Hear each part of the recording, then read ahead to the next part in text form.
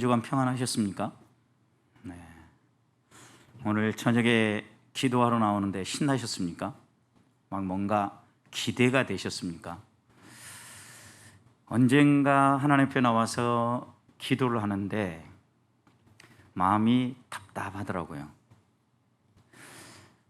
기도하고 하나님을 바라보면 좀 소망이 생기고 신이 나야 되는데 성도들의 형편과 환경들을 돌아보면서 또 그 기도 제목들을 가지고 기도하는데 기도한 후에 또 성도들하고 함께 교제하고 상황이 어떠한지 한 사람 한 사람 이렇게 신방전을 하는데 항상 들어보면 어떻게 생각해 보면 하나님이 분명히 우리에게 약속하신 것은 풍성한 삶이잖아요. 그리고 기도하면 응답해 주시겠다 약속했잖아요. 근데 성도들의 상황을 들어보면 답답해요. 제가 웬만하면 체하지를 않거든요. 근데 어느 날인가는 먹은 게 소화가 안 되는 거예요. 뭐 고기를 먹은 것도 아닌데 기억으로는 그때 김치볶음밥 그것도 많이 먹은 것도 아닌데 곰곰이 생각을 해봤더니 무엇 때문에 이렇게 답답할까? 무엇이 나를 짓누르고 있는 것일까? 조용히 한번 되물어 보니까 하나님 앞에 좀 믿음으로 살려고 하고 기도하고 하나님을 의뢰하고 하나님을 바라보는 자녀들에게 하나님이 좀 응답해 주시고 변화를 주셨으면 좋겠는데 그러지 않은 거예요. 그러면서 제 마음속에 어떤 생각이 들었냐면 하나님, 열심히 나와서 기도하고 말씀대로 살려고 몸부림친 사람이나 그냥 세상 방식으로 살고 세상 흘러가는 대로 사는 사람이나 별반 다를 것이 없는 사람 삶이라면 신앙생활하는 유익이 어디 있습니까? 성도들을 위해서 말씀을 선포하고 성도들을 위해서 기도할 때 그 기도의 열매들이 맺히는 걸 보면서 신나하고 또 하나님이 동행하시고 이끄시는 삶이 이런 삶이구나, 이런 풍성한 삶이구나 라는 감사가 묻어나야 되지 않겠는가라는 이런 고민이 기도 가운데 저절로 묻어났어요. 그런데 이렇게 기도하면서 곰곰이 생각해 보니까 제 안에 또 하나 드는 생각이 있었는데 요한일서 2장 15절 보면 이런 말씀이 있어요. 이 세상이나 세상에 있는 것들을 사랑하지 말라. 이 세상에 있는 것들을 사랑하면 누구든지 이 세상에 있는 것들을 사랑하면 하나님의 사랑, 그리스도의 사랑이 그 안에 없다 이랬어요. 그러면서 두 번째 던져지는 질문이 하나님, 제가 하나님을 사랑한다고 하면서도 세상을 사랑하고 있는 게 아닙니까? 왜냐하면 하나님의 말씀이 정확하다고 하면, 하나님의 말씀이 틀림없다고 하면 왜 이런 열매가 안 맺히느냐는 거죠. 왜 이런 풍성한 삶이 우리에게 열리지 않느냐는 거죠. 하나님 앞에서 이렇게 돌이켜놓고 그 다음 내가 세상을 사랑한 게 뭐가 있을까? 왜냐하면 성도들의 삶은 제가 한 사람 한 사람의 삶에 깊이 들어가서 알 수 없으니까 저를 놓고 제 자신을 놓고 보니까 하나님, 그래도 세상보다는 하나님 더 사랑하려고 이렇게 열심하고 포기하고 사는 거 아닙니까? 나는 나름 그래도 하나님 앞에서 헌신적으로 살고 있지 않습니까? 그런데 결과가 왜 이렇습니까? 라는 이런 고백이 저절로 나오더라는 거예요. 그래서 우리가 다시 한 번 더 점검하고 하나님 앞에서 이 밤에 기도할 때 되물어 보아야 될 것은 정말 내가 세상보다 하나님을 더 사랑하고 하나님을 의지하는데 하나님이 내가 기도하는 것, 간구하는 것 응답해 주시고 하나님이 약속하신 그 풍성한 삶이 내 삶에 펼쳐지고 있는가? 신앙생활하는 게 신나고 재미있는가? 예배당에 나와서 기도하는 게 의무감이 아니라 정말 하나님께 기대가 되어지고 나가서 기도하지 않으면 내 마음이 견딜 수가 없어서 그런 마음을 가지고 하나님 앞에 지금 나아가고 있는가? 라는 이런 질문을 이 밤에 조용히 하나님 앞에서 한번 드려볼 수 있기를 소망합니다. 우리 안에 새 생명이 어떻게 시작이 되었습니까? 평범하게 시작된 게 아니죠. 하나님께서 그 아들을 내어주심으로 시작된 생명이죠. 그것도 십자가 위에 매 다심으로 아들을 매어 달아서 우리의 죄를 속량하고 우리에게 새 생명을 열어주셨습니다. 그런데 이 새 생명이 잘 자라야죠. 자녀가 태어났는데 부모가 무언가 좀 뒤처지고 잘 자라지 않으면 마음의 근심이죠. 어떻게 해서는 이 문제를 어떻게 풀어줘야 될 건가? 이 자녀가 평생 어떻게 보면 짐을 지고 살 수도 있는데 이 문제를 어떻게 풀어줘야 될까? 우리 인간의 부모도 이렇게 생각해요. 하물며 하나님께서 우리 안에 새 생명을 아들까지 내어주면서 시작했다고 하면 우리 안에 이 새 생명이 어떻게 자라기를 원하겠어요? 풍성하게 자라기 원하겠죠. 변함없는 마음이죠. 하나님이 우리를 향해 가지고 계신 마음이죠. 그런 점에서요, 우리가 신앙생활에 가면서 놓치지 말고 항상 마음속에 점검하고 또 확인해야 될 것은 나는 얼마나 그리스도를 닮아가고 그리스도와 연합된 삶을 살아가고 성숙한 삶을 살아가는가 되물어봐야 되는 거죠. 자, 새 생명이 태어났는데 날마다 전전긍긍하면서 하나님 앞에 나아가서 이것 주세요, 저것 주세요, 또 그 다음에 이거 힘들어요, 저거 힘들어요, 전전긍긍하면서 어린아이 같은 신앙생활이 아니라 잘 자라야 되는 것처럼 하늘의 부요하심, 회전하는 그림자도 없으신 하나님께서 온갖 우리에게 좋은 풍성한 것을 다 주신다고 약속했는데 이 약속을 우리가 누리면서 성숙한 삶을 살아야 되지 않겠어요? 그런 점에서 성도의 신앙생활에 있어서 관심사가 있다면 나는 성숙한 신앙생활을 하고 있는가예요. 처음 질문드렸던 예수 그리스도 안에 있는 풍성한 삶, 또 다른 말로 표현하면 예배당에 나올 때 하나님 만나고 싶은 마음에 신나는 삶, 즐거운 삶, 어떻게 보면 이런 모든 것들은 이런 성숙한 삶하고 연결되어 있죠. 자, 그렇다고 하면 성숙이 어떻게 우리 안에 일어나는가죠? 오늘 바울이 에베소 교회 성도들을 위해서 기도하는 기도의 단락이죠. 그런데 그 기도의 중심에는요, 하나님의 사랑을 알아서 그 사랑 안에 하나님이 충만케 하시는 것을 누리며 살아가는 성숙한 삶에 대한 기도예요.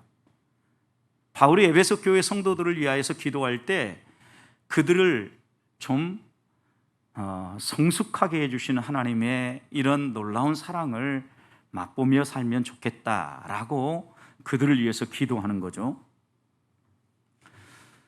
그런데 이런 기도를 볼 때 영적 성숙을 위해서 기도할 때 바울이 누구를 바라보고 기도하고 있습니까? 오늘 본문에 보면 하나님 아버지께 나아가서 기도하죠. 그런데 그 아버지를 묘사할 때 15절 이름을 주신 아버지 앞에 무릎을 꿇고 기도한다. 성숙의 문제를 위해서 바울이 제일 먼저 의뢰했던 것은 하나님 아버지였고 기도였어요. 그런데 그 하나님 아버지를 이름을 주신 아버지라고 했어요. 누군가가 이름을 줬다라는 것은 잘 안다는 얘기죠. 또 하나 이 이름을 지어준다라는 것은 주권이 있다라는 것이, 그러니까 하나님 아버지가 우리를 창조하신 분일 뿐만 아니라 우리를 누구보다도 잘 아신다라는 거죠. 그러니까 바울이 하나님 앞에 나가서 기도하는데 그 하나님을 어떻게 고백하냐면 하나님 에베소 교회 성도들을 창조하셨을 뿐만 아니라 누구보다도 잘 아신 하나님 앞에 내가 에베소 교회 성도들을 위하여 기도합니다라고 나가서 기도했던 거죠. 그런데 그 하나님에 대해서 이어서 묘사하는 표현을 보세요.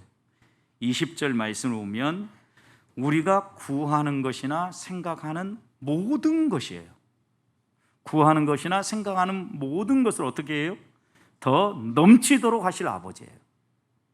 그러니까 자녀가 구할 때 자녀를 위해서 하나님이 주시는데 마음속에 품고 있는, 생각하고 있는 것이나 하나님 앞에 입술을 열어서 기도로 간구하는 것이나, 그것이 무엇이었든지 간에 그 모든 것을 더 풍성하게 주시는 분이다. 넘치도록 주시는 분이다. 내가 이런 하나님을 신뢰하고 이런 하나님 앞에 나아가서 기도한다라고 에베소 교회에 편지를 하고 있는 거죠. 그러니까 우리가 우리의 삶의 성숙을 위해서 기도하러 나아갈 때 제일 먼저 생각해야 될 것은 내가 기도하는 하나님이 어떤 분인가 하는 거죠. 누구보다는 나를 잘 알고 꼼꼼히 빈틈없이 다 꿰뚫어 보시는 그 하나님, 생각하는 것, 기도하는 것, 하나님께서 그 모든 것에 더 넉넉하게 주시는 분, 이런 하나님이라는 것을 바울은 인정했기 때문에요, 그 하나님 앞에 나아가서 기도하는데 에베소 교회 성도들을 위해서 어떻게 기도합니까? 무릎을 꿇고 기도합니다. 여러분, 그냥 평범한 기도라고 생각하면 안 돼요, 이 단락을. 왜냐하면 에베소서는 바울의 옥중서신입니다. 바울이 에베소 교회 성도들을 생각을 할 때 얼마나 마음이 답답했겠어요. 에베소 교회는 바울이 특별히 사랑하고 또 1년 이상 머물면서 그 교회 성도들이 잘 자라도록 양육을 했던 교회예요. 그래서 이 교회가 건강하게 자라기를 원하는데 이 교회가 성숙하고 풍성한 삶을 누리지 못하고 있는 게 분명해요. 그러니까 그 감옥에서 무릎을 꿇고 절연한 간절한 기도를 하나님께 드리는 거 아니겠어요? 왜 그러냐면요, 유대인들은 일반적으로 기도할 때 무릎을 꿇지 않아요. 여러분, 어떻게 기도합니까? 서서 기도했어요. 회당 사거리에서 기도하고 서서 하늘 향해서 두 손을 벌리고 하나님 앞에 기도했거든요. 무릎을 꿇고 기도한다라는 건 특별한 기도를 하고 있는 거죠. 그것도 감옥에서. 그러니까 바울이 이 에베소 교회의 성숙을 위해서 기도할 때요, 절연한 마음이 있었던 거죠. 하나님, 정말 이 에베소 교회 성도들이 이것만큼은 꼭 알고 이것만큼은 꼭 누렸으면 좋겠습니다 라고 무릎을 꿇은 거죠. 여러분, 무릎을 꿇었다는 의미 속에는 또 여러 가지 담겨져 있죠. 항복을 선언한 거죠. 내 힘과 내 능력으로는 아무것도 할 수 없습니다. 하나님, 안 됩니다. 내가 에베소 교회 성도들의 성숙을 위해서 무언가 해줄 수 있는 게 없습니다. 하나님만이 생각하는 것, 구하는 것 넘치게 해줄 수 있고, 이 에베소 교회 성도들이 성숙한 하나님 안에 있는 그 풍성한 삶을 누리며 살 수 있도록 해줄 수 있는 분입니다. 그래서 하나님 앞에 내가 무릎을 꿇습니다. 하나님만이 하실 수 있습니다. 이런 고백으로 기도의 자리에 나아가고 있다는 거예요. 전 그래서 오늘 이 밤에요, 첫 번째 하나님 앞에 나아가서 우리가 기도할 때 하나님과 어떻게 바라보고 어떤 마음과 어떤 자세로 기도하느냐가 매우 중요하다는 겁니다. 저는 하나님이 어떤 분인가, 우리가 이제까지 알고 경험하고 배워왔던 것들을 잊지 않기를 소망합니다. 변함없으신 분입니다. 답답함이 있고 깝깝함이 있고 하나님이 멀리 계시는 것처럼 느껴진다 할지라도 하나님은 분명히 살아계십니다. 그리고 우리에게 정말 좋은 것을 풍성하게 주실 수 있는 분이에요. 혹시 내가 세상을 더 사랑하고 있다고 하면 그 세상을 사랑하는 것들을 내려놓기 원하시는 거예요. 이 밤에 이런 하나님을 바라보면서 하나님만이 나의 문제를 푸실 수 있고 하나님만이 나를 성숙하게 하실 수 있습니다. 갖은 시련과 고난을 통과한 오곡백가가 그런 여름을 지난, 세찬 비바람도 통과하고 뜨거운 때학볕도 통과한 오곡백가가 가을에 깊은 맛을 내는 것처럼, 비록 우리의 답답함이 있고 하나님 앞에서 해결되지 않은 문제들이 여전히 남아있다 할지라도 포기하지 아니하고 신실하신 하나님 앞에 무릎을 꿇고 기도할 때 하나님이 주시는 그 열매가 깊은 맛을 드러내게 되고, 그 열매가 하나님의 사랑을 더 분명하게 나타낼 수 있는 열매임을 기억하면서 오늘 하나님 앞에 나아가서 우리의 성숙을 위해서, 풍성한 삶을 위하여서 간구하는 밤이 될 수 있기를 소망합니다. 자, 그렇다고 하면 바울이 에베소 교회의 성도들의 성숙을 위해서 기도했다는데 어떤 부분이 성숙하기를 원했을까요? 제일 먼저 기도했던 것은요, 속 사람이 강건하기를 기도합니다. 여러분 16절 보십시오. 그의 영광의 풍성함을 따라 그의 성령으로 말미암아 너희 속 사람을 능력으로 강건하게 하시며 그랬어요. 여러분 겉사람이 아니에요. 육신의 필요가 아니에요. 바울이 먼저 이 에베소 교회 성도를 위해서 기도했던 것은 속 사람의 강건함이에요. 여러분 성숙은요, 겉모습의 성숙이 아니라 속 사람의 성숙이에요. 외모가 얼마나 가꾸어지고 외모가 얼마나 사람들이 보기에 좋게 변화되느냐가 아니라 그 중심이 얼마나 하나님 앞에서 견고하게 서느냐의 문제예요. 그런데 오늘 본문 보세요. 우리의 속사람을 능력으로 강건하게 하시는데 하나님이 어떻게 강건하게 하십니까? 그의 성령으로예요. 하나님의 성령으로 말미암아 우리의 속사람이 강건해질 수 있다는 거죠. 하나님의 성령이요, 우리 안에 거하면서 우리의 속사람을 능력으로 강건하게 하신다. 그래서 오늘 우리가 성숙을 위해서 기도할 때 내 안에 하나님이 들어와서 하나님이 나를 지배하면서 내 속사람을 강건하게 해주시기를 기도해야 돼. 속사람이 강건하면 이 땅에서 펼쳐지는 여러 가지 문제들, 아무리 우리를 흔들어 놓는 일들이 있다 할지라도 하나님의 때를 기다릴 수 있고 하나님의 일하심을 기대하면서 낙심하지 않을 수 있어요. 그래서 바울은 제일 먼저 에베소 교회 성도들을 위하여서 기도할 때 속사람의 강건함을 위해서 기도하고 있다는 거죠. 실제로 우리의 속사람이 강건하지 않으면요, 눈에 보이는 것 때문에 얼마나 낙심하는지 몰라요. 우리 펼쳐지는 세상의 이야기들. 실제로 엘리사 시대에 아람 군대가 이스라엘을 넘어뜨리기 위해서 제일 먼저 제거해야 될 대상은 엘리사라고 생각했죠. 공격하려고 할 때마다 모든 공격의 루트들을 다 깨뚫고 미리 방어하는 거예요. 자초 지정을 하나하나 확인해 봤더니 엘리사라는 선지자 때문에 그렇다라는 걸 알게 된 거죠. 그래서 어떻게 해요? 엘리사가 살고 있던 도단성을 완전히 포위하죠. 한 사람을 잡기 위해서. 수많은 군대가 아니에요. 한 사람을 잡기 위해서 수많은 군대를 보내어서 완전히 도단성을 포위해요. 이 상황을 잠을 자고 일어난 종 게하시가 보고 깜짝 놀래죠. 그때 엘리사는 놀라지 아니하고 당황해서 보고하는 이 상황을 위해서 기도하죠. 야, 걱정하지 마.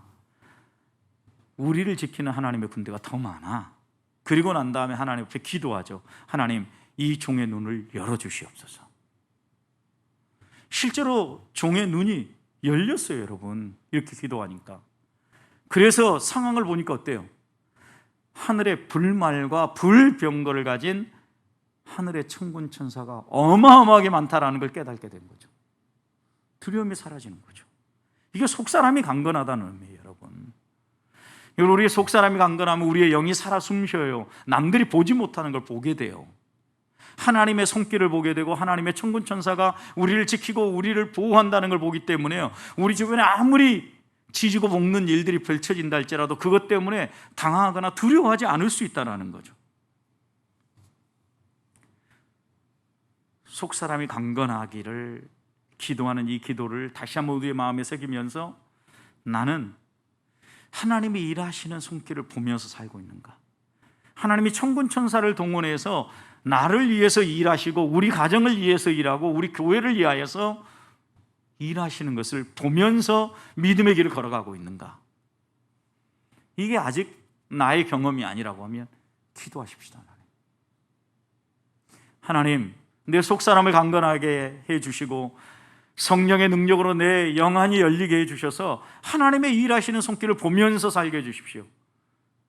겉에 펼쳐지는 이 세상의 일들 때문에 누가 코로나 때문에 감염됐다더라, 누가 이 시기에 대박을 맞았다더라, 이런 얘기 때문에 웃고 또 낙심하고 이러는 것이 아니라 우리의 속사람이 강건해져서 하나님이 일하시는 것 때문에 신나고, 하나님이 오늘은 무엇을 내게 보여주실까 기대하면서 하루를 눈뜨고 하나님과 동행해 나아가는 이런 사람, 이 사람이 성숙한 그리스도인 아니겠어요?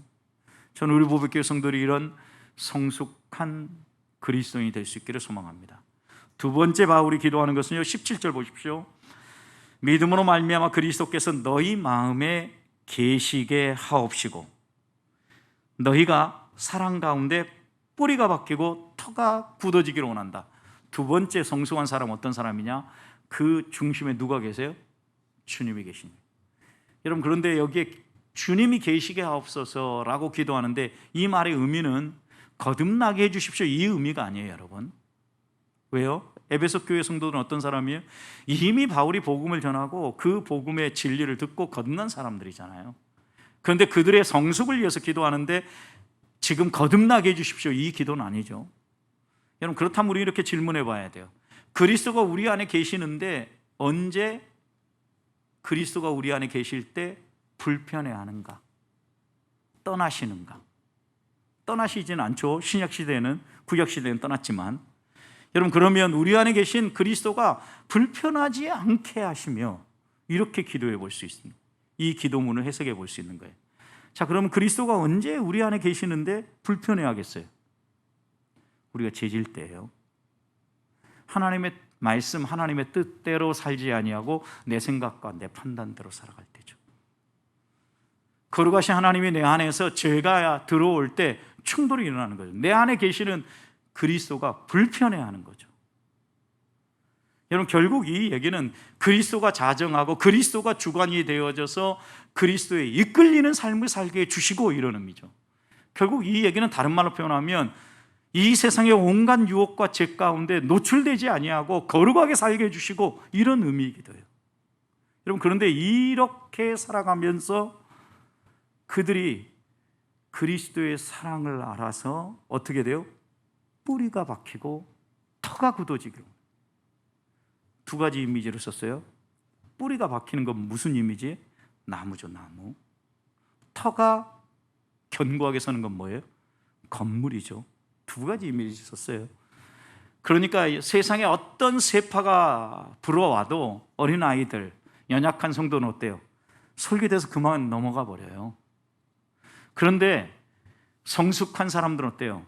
여러 가지 상황들을 종합해보고 신중하게 판단하고 결정을 하죠. 흔들리지 않는다는 얘기예요. 여러분, 여기에 뿌리가 박힌다, 나무가 흔들리지 않고 어떤 위험이 다가와도 견고하게 서 있다, 이런 얘기죠. 건물도 마찬가지예요. 터가 굳게 서 있고요, 터가 굳고 나면은요, 작은 지진에도요 견딜 수 있도록 내진 설계를 한다 그러죠. 여러분, 이게 터가 굳은 거죠. 그리스도의 사랑을 알아서 흔들리지 않게 해주십시오 라는 기도죠. 성도 여러분, 성숙한 그리스도인은요, 무엇이 하나님의 뜻인지, 하나님이 어떠한 삶을 원하는지 분별이 되어지고요, 하나님의 사랑에 든든히 서서 흔들리지 않는다라는 거예요. 이게 그리스도인의 삶이에요. 그런데 주변에 누가 이랬다더라, 누가 나에게 이런 이야기를 하더라, 누가 저랬다더라 하는 것 때문에 내가 흔들린다. 아직 그리스도의 사랑을 알아 뿌리를 못 박은 거예요. 그래서 우리가 오늘 이 밤에 기도해야 될 것 가운데 하나는요, 뿌리를 굳건히 내릴 수 있는 성숙이 우리 안에 있기를 기도해야 되는 거예요. 터가 굳어지고 뿌리가 깊이 내리는 것, 그것은요, 그리스도가 우리의 마음에 자정해 계시는 것과 밀접하게 연관되어 있어요. 다른 말로 표현하면 우리가 하나님의 말씀을 따라 거룩하게 살아가는 삶, 선하게 살아가는 삶, 죄짓지 않고 믿음으로 살아가는 삶과 흔들리지 않는 삶은 뗄래야 뗄 수 없는 관계에 있다는 거예요. 그래서 그리스도가 우리 안에 내주해 계시기를 기도하면서 그리스도의 사랑을 알아 흔들리지 않는 성숙을 기도했던 거예요. 저는 우리 보배교회 성도들이요, 이렇게 성숙하기를 소망해요. 아무리 흔들어도 누가 와서 아무리 우리를 유혹해도 무엇이 성도의 길인가? 무엇이 믿음의 길인가? 거룩한 삶을 포기하지 아니하고 항상 이 거룩한 진리의 길을 따라가면서 그리스도의 사랑의 뿌리박음으로 흔들리지 않는 이런 멋이 있는 성도들이 되기를 소망합니다. 세 번째 성수군요, 18절과 19절 말씀을 보면 능히 모든 성도와 함께 지식에 넘치는, 이제 그리스도에 대하여 알아가는 그 지식 정도가 아니라 그 지식에 넘치는 무엇을 알아요? 그리스도의 사랑을 알아서 그 사랑의 너비와 길이와 높이와 깊이가 어떠함을 깨닫고 하나님이 채우시는 모든 하나님의 충만하신 것으로 충만하기를 간구해요. 여러분, 이거 결국 충만하기를 간구한 거죠. 흘러 넘치는 삶이에요. 풍성한 삶이라고요. 그래서 세 번째 성숙한 그리스도의 삶은요, 풍성한 삶이에요. 우리 주님이 약속하셨던 양으로 생명을 얻게 하되 풍성하게 하시는 삶, 흘러 넘치는 삶이에요. 여러분, 그런데 그 풍성한 삶이 어떻게 열려요? 알고 깨달아야 돼요. 무엇을? 그리스도의 사랑을 알고 그리스도의 사랑을 깨달아야 돼요. 그런데 어떻게 깨닫습니까? 너비, 높이, 깊이 하나하나씩을 다 얘기해요. 그런데 여러분 생각해 보십시오. 여기에 깨달아라는 이 단어가 품고 있는 이미지는 어떤 이미지냐면 자를 가지고 한번 재본다라는, 깨닫는다라는 것을. 그러니까 하나님의 사랑을 깨달으려고 하면 어떻게 해야 된다라는 거예요? 재봐야 한다라는 거예요. 여러분, 그런데 재봐야 될 것에 대해서 뭘 얘기했어요? 넓이를 얘기했죠. 하나님의 사랑의 넓이가 뭐예요? 하나님이 세상을 이처럼 사랑하사 독생자를 주시는 하나님의 사랑의 넓이는요, 제한적이지 않아요. 이런 사람만 내가 사랑해야지, 하나님이 이렇게 사랑을 해야 될 사랑의 사람을 한정 짓지 않았어요. 넓어요. 하나님의 사랑의 넓이를 자로 재보라는 거예요. 마치 에스겔 선지자를 하나님이 이끌고 가서 성전 문지방으로 데려가서 성전의 규모, 성전이 회파하고 멸망한 이스라엘 때문에 낙심하고 있는 이 에스겔 선지자에게 성전을 다 재보게 하죠. 측량하게 하죠. 그러면서 하나님이 세우실 성전이 얼마나 영광스러운 성전인지에 대해서 출절을 가지고 가면서 직접 재보게 만드는 거예요. 깨우쳐 주시는 거죠. 여러분, 하나님의 사랑에 대해서 그 넓이가 얼마나 넓은지 우리가 자로 직접 재보라는 거예요. 그 다음 두 번째는 길이라 그랬어요. 하나님이 얼마만큼 사랑해요? 끝까지죠. 언제부터 시작했는데요? 창세 전에, 우리를 모태 짓기 전부터 하나님의 사랑의 길이에요. 영원 전부터 영원 끝까지예요. 하나님의 사랑의 길이는요, 입맛에 맞으면 받고 입맛에 맞지 않으면 뱉어내는 기브 앤 테이크의 이 세상의 에로스와 같은 이런 사랑이 아니라고요. 세 번째는요, 높이예요. 높이. 사랑의 수준이라고 이야기할 수 있죠. 하나님은요, 그냥 우리를 심심해서 사랑한 게 아니에요. 하나님의 형상을 따라서 우리를 지으시고 누구보다도 우리를 사랑하시기 때문에 자신의 가장 소중한 아들을 내어준 거예요.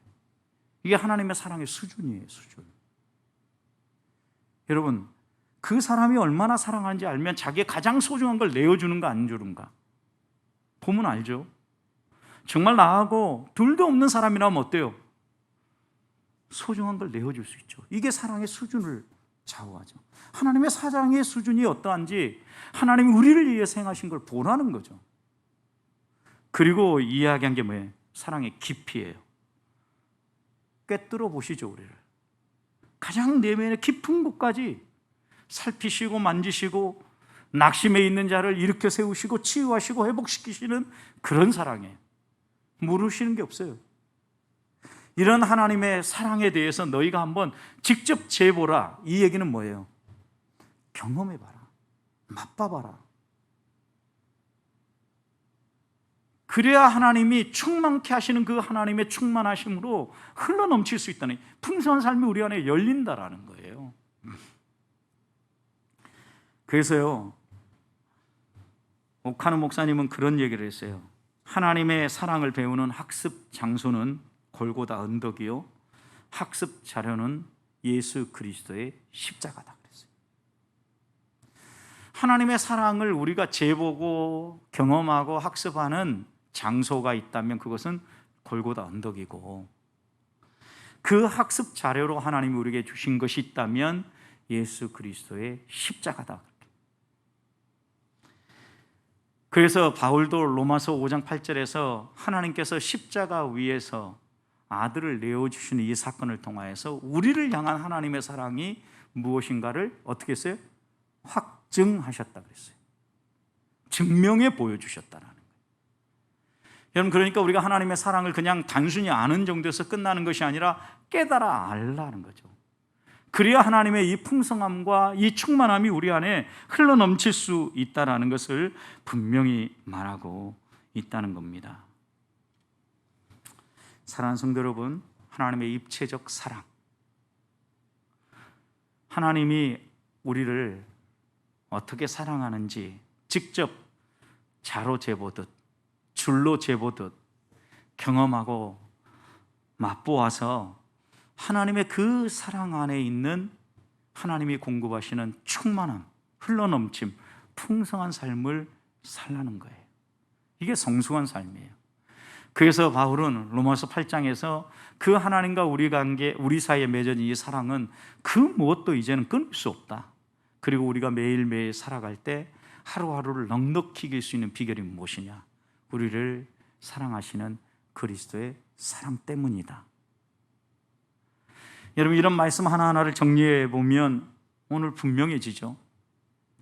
나는 과연 하나님과 동행하면서 하나님 우리에게 약속하신 풍성한 삶, 성숙한 그리스도인의 삶을 살고 있는가? 나는 하나님 앞에 기도할 때 관심이 어디 있는가? 겉사람에게 있는가? 속사람에게 있는가? 속사람의 강건함을 위해서 나는 항상 무릎 꿇고 있는가? 주님이 내 안에 내주에 계심으로 말미암아 거룩한 삶을 추구하면서 흔들리지 않고 뿌리가 깊이 박힌 나무처럼, 터가 견고한 건물처럼 하나님 앞에서 믿음의 길을 걸어가고 있는가? 그리고 무엇보다도 하나님의 사랑의 입체적인 그 은혜를 경험하고 맛보면서 그 사랑으로 말미암아 하나님이 우리에게 공급하시는 하나님의 그 충만하심, 그 하나님의 흘러넘치게 하시는 풍성한 삶을 누리고 있는가? 다시 한 번 더 점검하면서, 어떻게 보면 이제 7월 첫 주일 시작되어졌는데, 무더위 시작되어졌는데, 무더위 속에서 더 성숙해지는 그리스도인이 되기를 소망합니다. 아무리 장애물이 많고 우리 주변에 우리의 신앙을 흔들어 놓는 것이 많다 할지라도 이것 때문에 낙심하지 아니하고 우리의 신앙이 성숙을 위하여서 기도하고, 성숙을 위해서 바울이 에베소 교회를 위하여 간구한 것처럼 우리의 기도도 이 7, 8월 우리의 성숙을 위해서 집중되어지고 기도할 수 있게 되기를, 그래서 하나님이 약속하신 풍성한 삶이 우리 성도들의 삶 가운데 흘러넘치게 되기를 주님의 이름으로 축복합니다.